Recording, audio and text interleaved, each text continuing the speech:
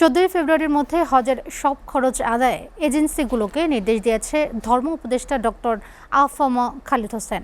দুপুরে সচিবালয় সংবাদ সম্মেলনে তিনি এই নির্দেশনা দেন। ধর্ম উপদেষ্টা জানান, ওমরা যাত্রীদের বিমান ভাড়া কমাতে নতুন নিয়ম চালু করেছে বিমান কর্তৃপক্ষ। এছাড়া সৌদি আরব হজে শিশু সঙ্গী নিষিদ্ধ করেছে বলেও জানান খালিদ হোসেন। তামান্না তাহসিন খানের প্রতিবেদন।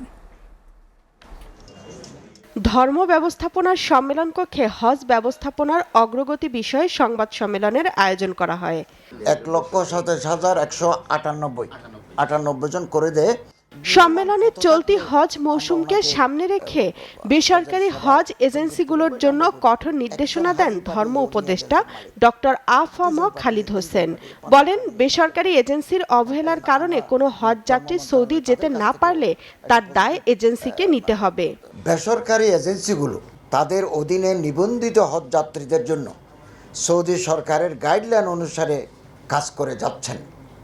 অনেকের কার্যক্রম বেশ সন্তোষজনক, আবার অনেকে ধীর গতিতে চলেছেন। সৌদি সরকারের পক্ষ হতে হজ সেবাদানকারী কোম্পানির সাথে 14 ফেব্রুয়ারির মধ্যে সকল চুক্তি সম্পাদনের নির্দেশনা দেওয়া হয়েছে। তিনি বলেন, নতুন নিয়মে এখন কোনো এজেন্সি বা ব্যক্তি অগ্রিম টিকিট সংরক্ষণ করতে পারবে না। ফলে অতিরিক্ত ভাড়া নির্ধারণ করে সিন্ডিকেট করার সুযোগ থাকবে না। এখন যদি বুকিং করতে হয় তাহলে যাত্রীর নাম দিতে হবে, পাসপোর্ট নাম্বার দিতে হয়, পাসপোর্টের কপি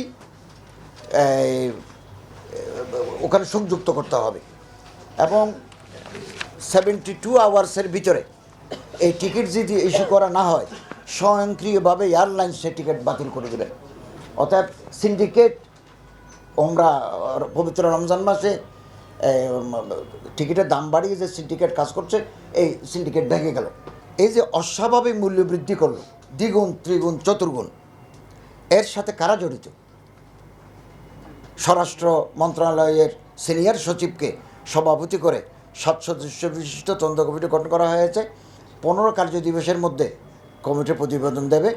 2025 সালে সরকারি ব্যবস্থাপনায় 5,200, বেসরকারি ব্যবস্থাপনায় 81,900 জন সহ মোট 87,100 জন নিবন্ধন সম্পন্ন করেছেন।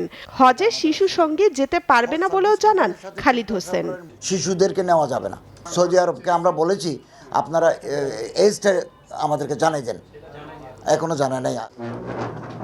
তামান্না তাহসিন খান, এসটিভি, ঢাকা।